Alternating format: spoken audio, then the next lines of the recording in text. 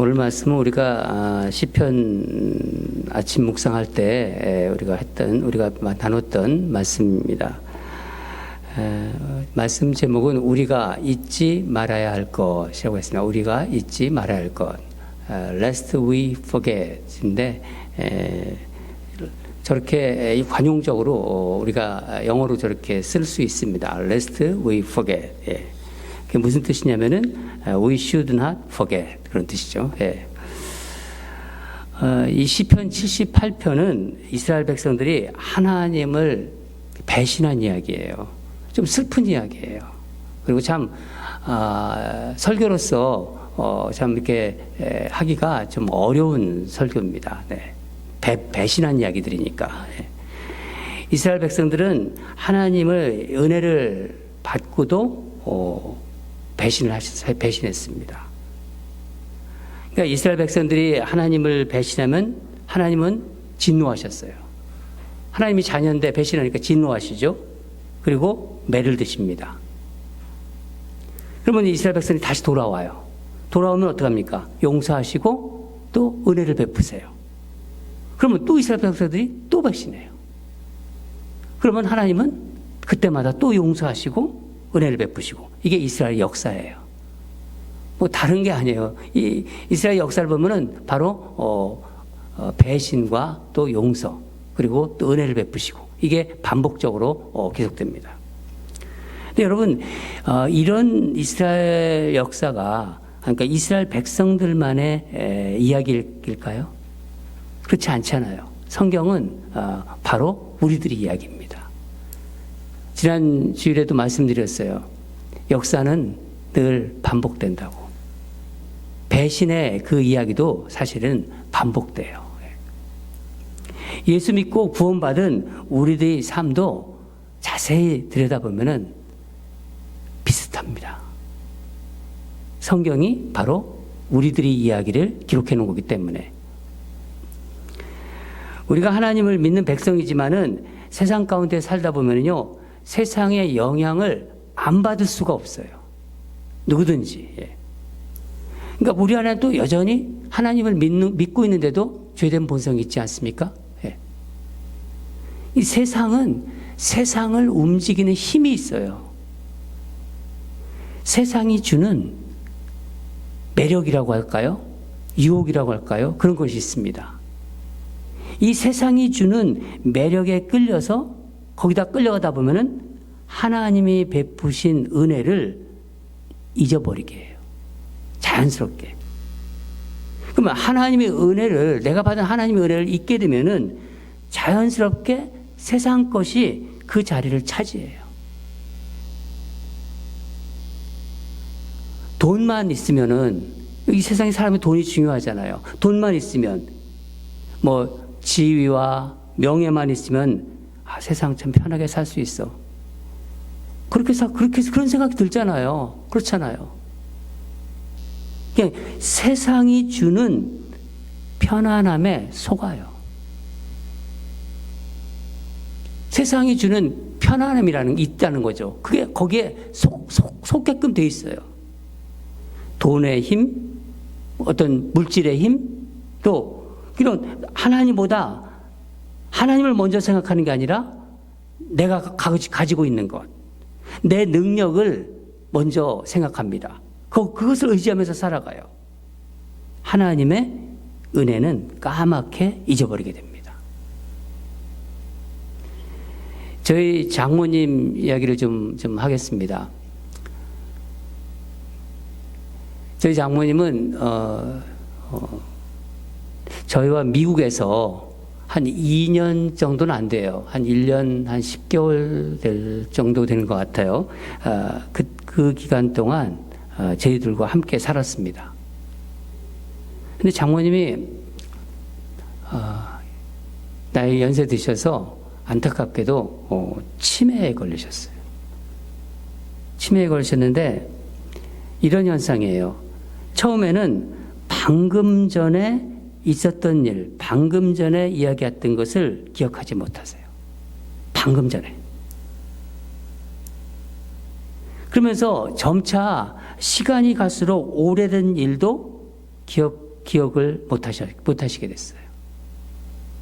나중에는 이 기억들이 뒤섞이는 현상이 일어나더라고요. 돌아가시기 몇 개월 전부터는 저를 알아보지 못했어요. 다행히 저희 아내는 끝까지 알아보시더라고요. 치매가 얼마나 사람을 정말 힘들게 하고 참 슬프게 하는 못된 병인지 옛날에 그 아름다웠던 추억들을 하나도 기억을 못해요. 얼마나 슬픕니까, 여러분? 자녀들과 있었던 일, 남편과 있었던 일, 얼마나 우리가 기억할 것이 많은데 다 기억을 못해요. 다 이제 잊어버리게 해요. 이게 참 무서운 병입니다, 치매는. 그런데 제가 놀란 것은 그런 치매에 걸렸을 때도 장모님은 아침에 일어나시면 성경을 보셨어요. 장모님은 제가 보기에는요, 믿음이 참 좋으신 분이었어요. 예수님을 믿은 후에 늘 교회에 나가 새벽에 기도하셨대요. 새벽에 교회에 나갈 수 없게 되면은 집에서 새벽 기도를 하셨어요. 그래서 이 치매를 앓으셨지만은 새벽이면은 성경을 보시는 거예요. 아마 이 오랜 기간 몸에 밴 습관, 이게 수십 년이죠. 수십 년 이 몸에 밴 습관이 자연스럽게 그냥 나온 거예요. 치매가 걸렸는데도. 다른 것은 기억을 못하지만 성경, 하나님 말씀을 보고 기도하는 습관은 잊지 않으셨다는 거예요. 정말 놀랍습니다.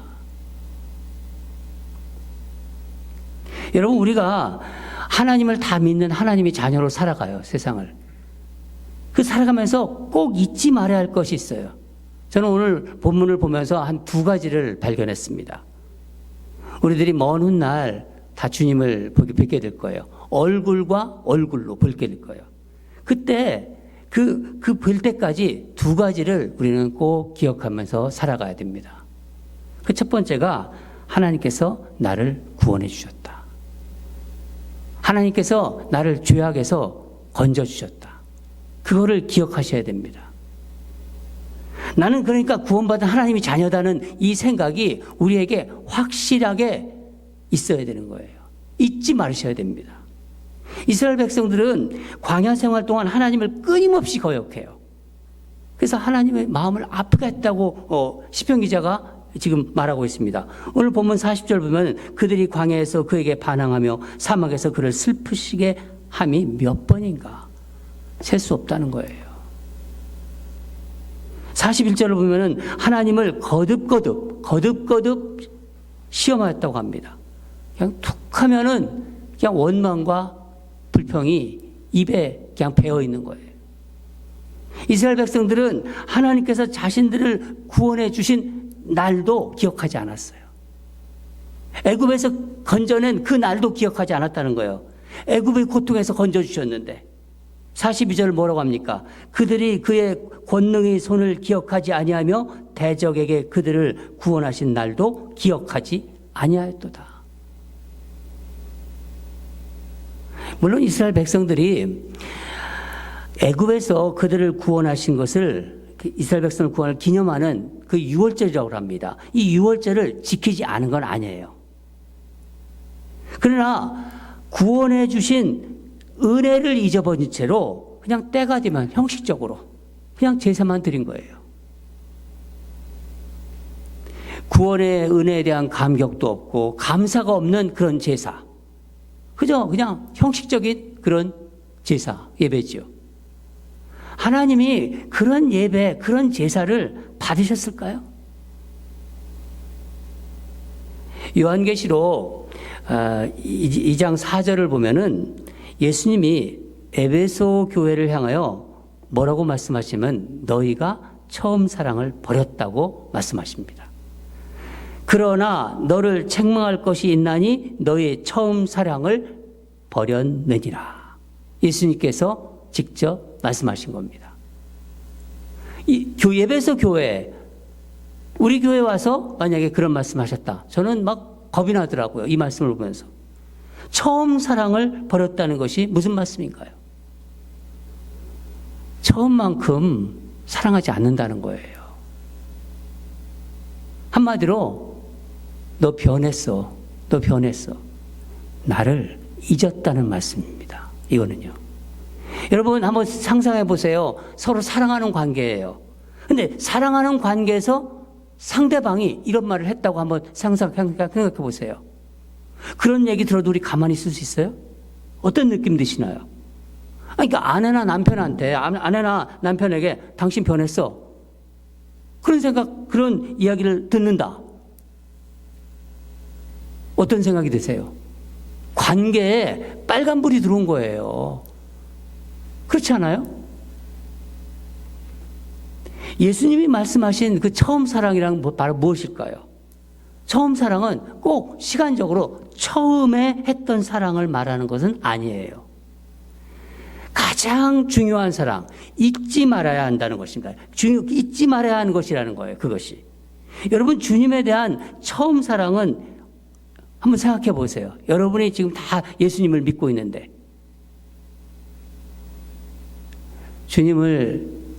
우리 예수님을 처음으로 생각하고 또 예수님을 만나셨던 날을 한번 여러분 생각해 보십시오. 어떠셨나요?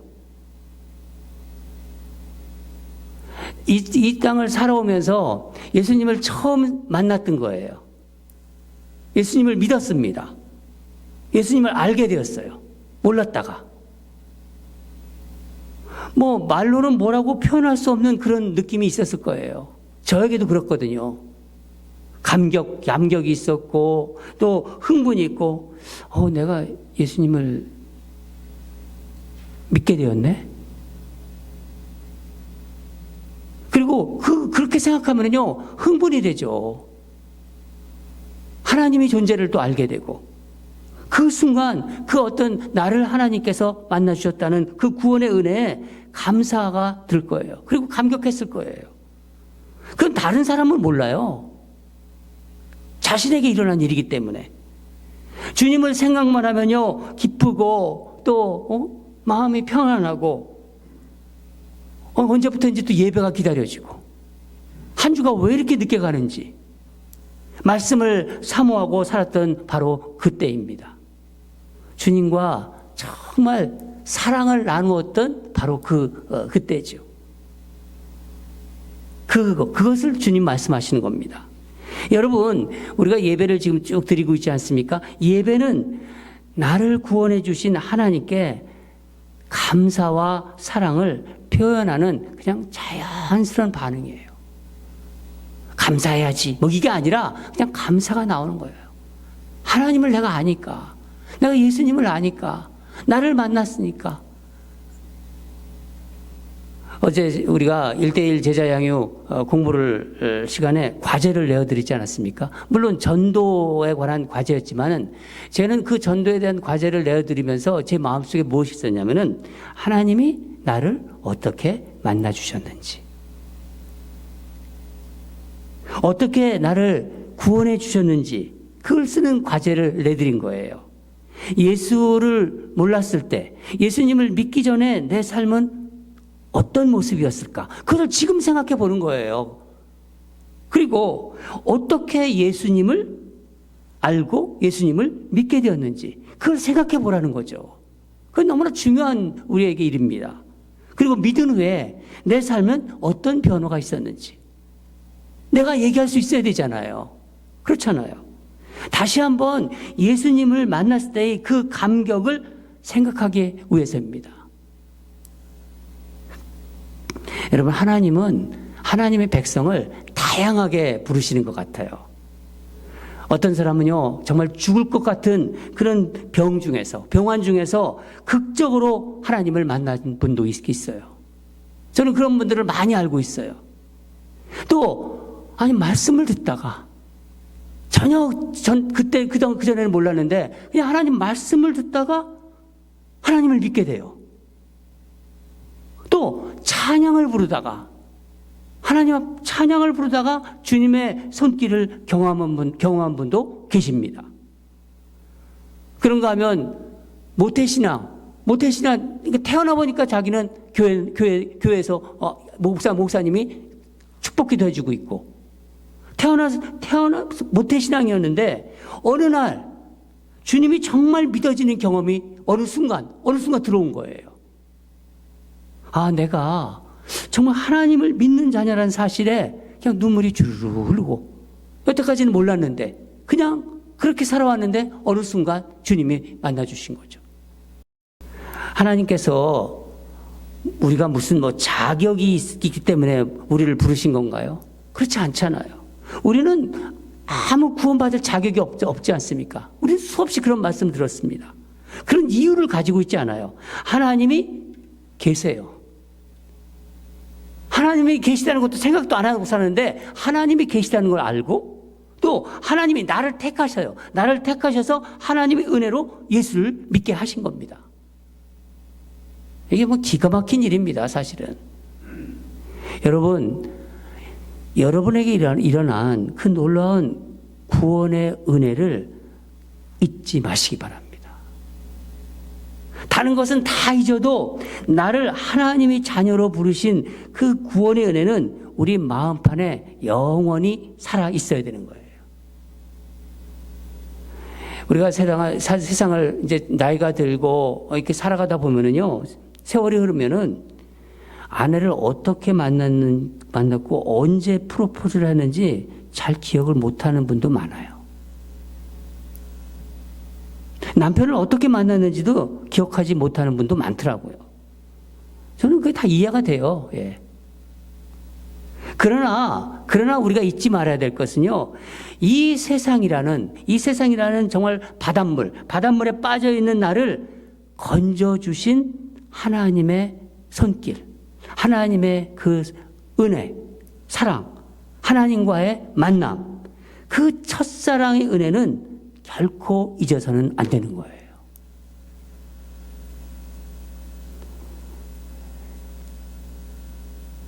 그럼 여러분, 잊지 않으려면 어떻게 해야 될까요? 잊지 않으려면. 오늘 한번 생각해 보세요. 우리가 늘 예배를 드려. 우리는 성도가 많고 그렇지 않지 않습니까? 저는 늘 우리 성도들이 적어서 굉장히 좋아요. 어떤 면은. 다 또렷또렷하게 기억이 나고 다 기도를 할 수 있으니까. 그리고 저에 대해서도 또 여러분이 또 잘 알고 있으니까.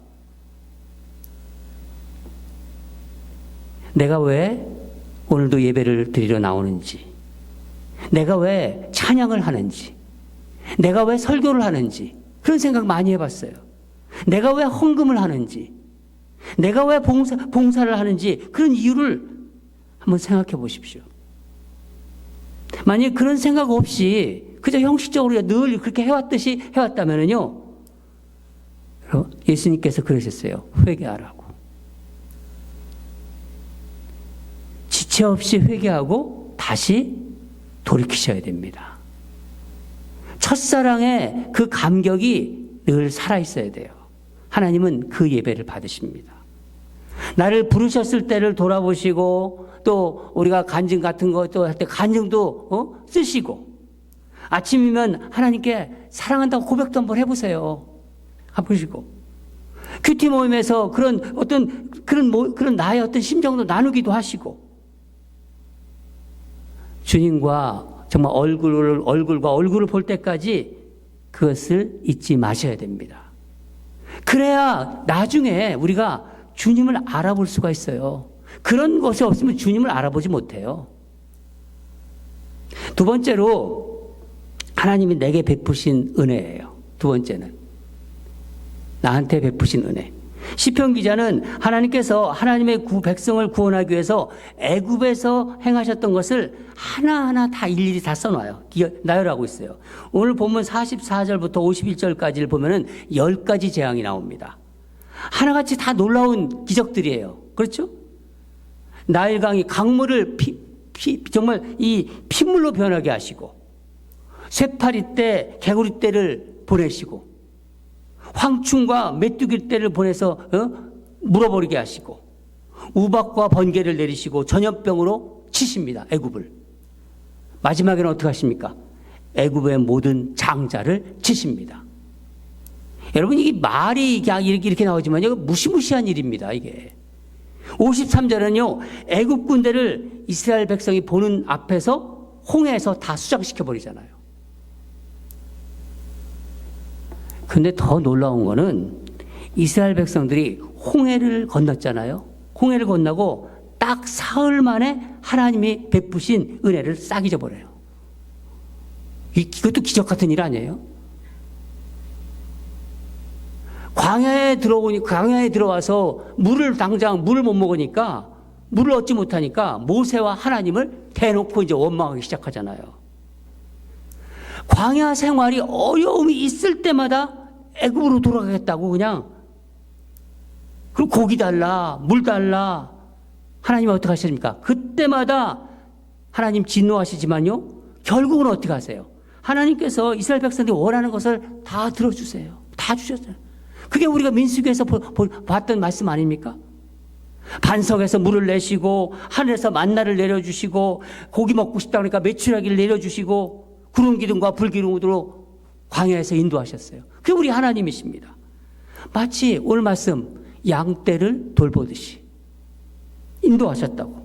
52절에 그가 자기 백성을 양같이 인도하여 내시고 광야에서 양떼같이 지도하셨다. 40년 방황 끝에 결국 이들은 약속의 땅, 가나안 땅에 들어갑니다. 55절 보면은 이스라엘 지파들이 그들의 장막에 살게 하셨도다. 여러분, 이게 우리들의 삶이라는 거예요. 우리는 이스라엘 백성과 다른 인생길을 가고 있나요? 그렇지 않잖아요.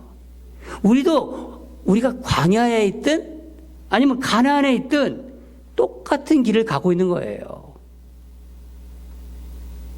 기억하지 못하는 건요, 야, 이스라엘 백성들 너무한다. 그게 남 얘기는 아니에요. 우리도요, 기억하지 못하는 건 이스라엘 백성 못지 않습니다. 여러분 중에 혹시 나는 오늘 말씀을 듣지만은 나는 내 힘으로 여태까지 살아왔어. 지금도 나는 내 힘으로 살고 있다. 그렇게 생각하시는 분이 있다면요, 아직 하나님이 베푸신 은혜를 모르거나 아니면 하나님이 베푸신 은혜를 까맣게 잊으신 거예요. 저는 오늘 제가 좀 가깝게 아는 그 집사님 이야기를 하겠습니다. 이 집사님은요, 가난한 집안에서 태어났어요. 그래서 이 집안이 너무 가난하니까 그냥 어려서부터 돈을 버는데 유난히 집착이 강했습니다. 그러니까 이분에게는 돈이 우상이에요. 돈이 항상. 머리가 좋아요. 그리고 부지런해요. 그리고 열심히 일해요. 그러니까 어떻게 해요? 회사에 들어갔는데, 대기업에 들어갔는데 빨리 승진이 돼요. 인정을 받으니까. 30대 중반에 회사 임원이 됐습니다. 뭐 경사났죠, 그냥. 자신감이 하늘을 찔 것 같아요, 그냥. 결혼도 좀 늦게 했어요. 일하다가 보니까. 늦은 나이에 아내를 만나 결혼하는데 정말 자매를 만났는데 너무너무 예쁘고, 결혼하고 싶은 거예요. 결혼 조건이 딱 하나, 예수 믿는 거래요. 소개로 딱 만났는데 자매가 너무 마음에 드는데 자기는 예수 안 믿거든요. 그리고 모르거든요. 근데 자신만만하니까 예수 믿겠다 딱 그래버린 거예요. 뭐든지 자기가 되니까. 다행히 이제 자매하고 예수 결혼을 하고 이제 자매와 같이 교회를 다니기 시작했습니다. 근데 하나님이 은혜를 주신 거예요. 이 형제한테. 교회를 다닌 지 1년 만에 세례를 받아요. 하나님이 믿어져요. 자기가 믿으려고 하는데 말씀이 들리고 하나님이 믿어진 거예요. 이게 바로 은혜예요, 이게. 세례받는 순간 자기가 새로 태어났다는 간증을 했어요, 이 형제가. 이게 구원이구나. 이게 난 평생 이런 감정 못 느꼈는데 이게 구원이구나. 그리고 세례를 받는 해 집사님이 그 그룹사 연구소장이 돼요. 가장 젊은 나이에. 아니, 예수를 믿고 세례를 받으니까 하나님이 이런 복을 주시네? 이런 생각을 했답니다. 그룹사의 그 연구 소장이 되니까 어떻게 됩니까? 더 바빠지는 거예요. 시간이 없어요. 자연히 주일 예배를 빼먹기 시작한 날이 많았습니다. 이런 이유 저런 이유로. 계속 예배를 빼먹으면서 결국 나중에는 교회를 나가지 않게 됐어요. 자연스럽게 그냥. 이게 뭐냐요? 세상이 주는 재미, 일하는 재미에 완전히 빠져버린 거예요. 여러분, 의외로 예수님을 믿잖아요. 예수님을 믿으면서 세상이 주는 편안함, 세상이 주는 재미에 빠져 사는 분이 참 많아요. 근데 집사님은 이런 생각한 거예요. 지금까지 난 내 실력으로 살아왔다. 내가 부지런하고 내가 똑똑하고 내 능력으로 난 내가 살아왔다. 지금까지 내가 살아온 것은 내 능력이라고 생각한 거예요. 그 젊고 능력 있는 연구소장. 항상 신문에도 나오고 20년간 회사에서 인정받은 정말 장래가 촉망되는 인재. 주변 사람들이 다 인정을 해주는 거예요. 이 형제가 한 발 더 나갑니다. 한 발. 이 기회에 내가 회사를 창업하자. 한 발 더 나갑니다. 자기를 따르는 사람을 데리고 나와서 이제 창업을 했어요. 창업. 아내는 하지 말라고 극구 말렸습니다. 그런데 회사를 시작한 지 1년이 되지 않아서 진짜 어이없는 일이 일어나서 회사를 문 닫을 수밖에 없었어요. 할 수 없이. 회사를 정리할 수밖에 없었습니다. 자존심이 완전히 무너졌어요. 그리고 창피하고 분하고. 근데 거기에다가 이 집안의 이 중학생인 큰아이와 관계가 나빠져가지고 아들과 관계가 나빠져서 아이는 엇나가기 시작해요. 회사는 망하고 정말 만신창이가 돼가지고 돌아온 곳이 교회예요. 교회로 왔어요. 그제서야. 교회 첫 예배 때 왔는데 목사님이 자기를 만나자고 그러더래요. 가슴이 덜컥 내려오더래요. 왜 나를 보자고 그럴까? 나중에 알아봤더니 큰아이가 아버지에 대한 불만을 다 편지로 써가지고 목사님한테 보낸 거예요. 얼마나 창피한지. 그게 정말 하늘 높던 자존심이 다 한순간에 다 무너지는 것 같은데.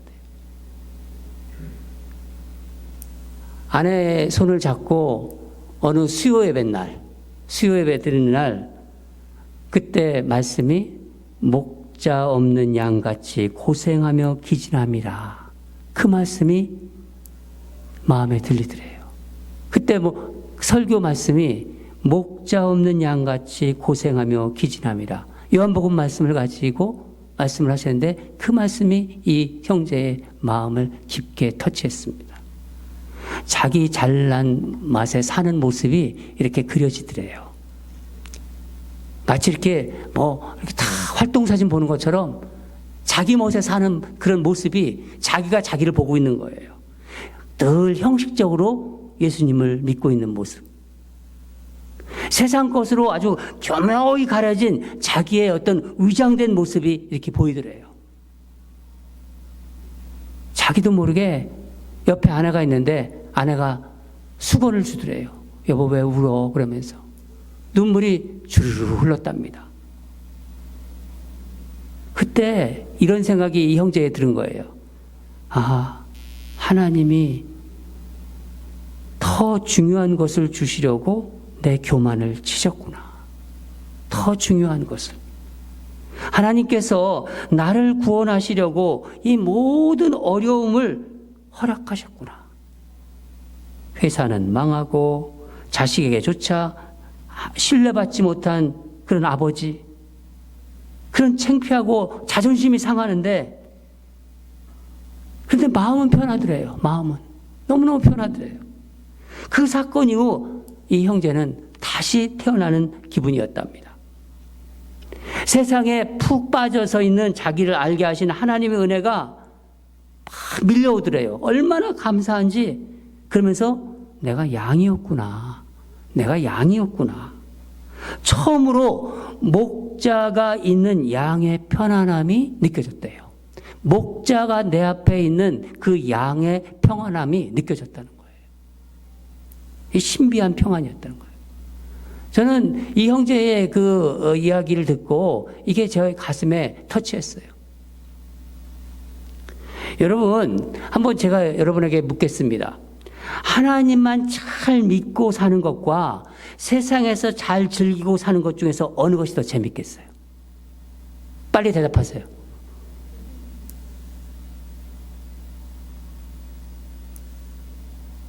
하나님만 잘 믿고 사는 것과 세상에서 이것저것 다 즐기고 사는 것 중에서 어느 것이 더 재밌을까요? 이 집사님이 뭐라고 하셨죠?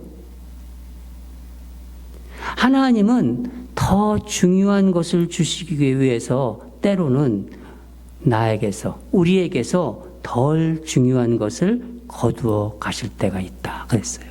저는 이 말이 복음이었어요.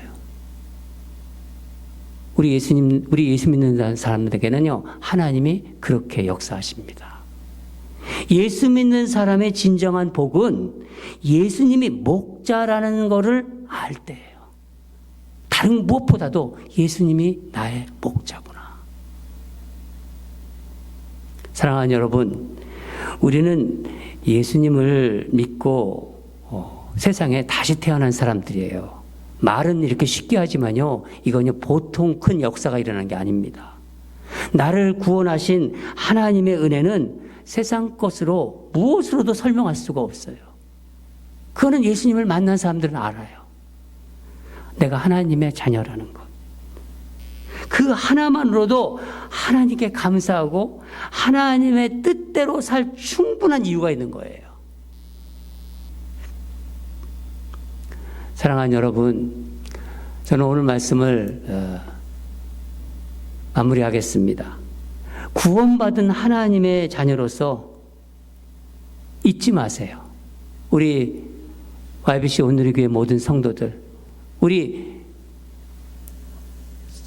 젊은이들까지 내가 하나님의 구원받은 자녀라는 것, 그 하나님이 나에게 베푸신 은혜를 늘 기억하면서 그 힘으로, 하나님이 주신 그 힘으로 그렇게 넉넉하게 살아가는 우리 모두가 되기를 주님으로 축원합니다. 기도하겠습니다. 하나님 아버지, 오늘 하나님께서 시편 기사를 통해서 주신 이 말씀을 우리 마음에 새깁니다.